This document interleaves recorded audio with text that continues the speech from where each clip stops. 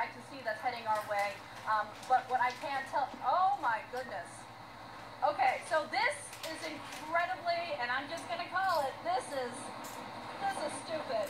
These two guys going out in the rain and in these storms. First of all, I don't know how they're staying up on two wheels. Do not do that.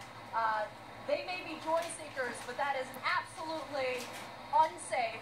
The Miami Beach police and fire have said if those two guys get injured, they will absolutely not be able to help them out. They stopped responding to emergency calls.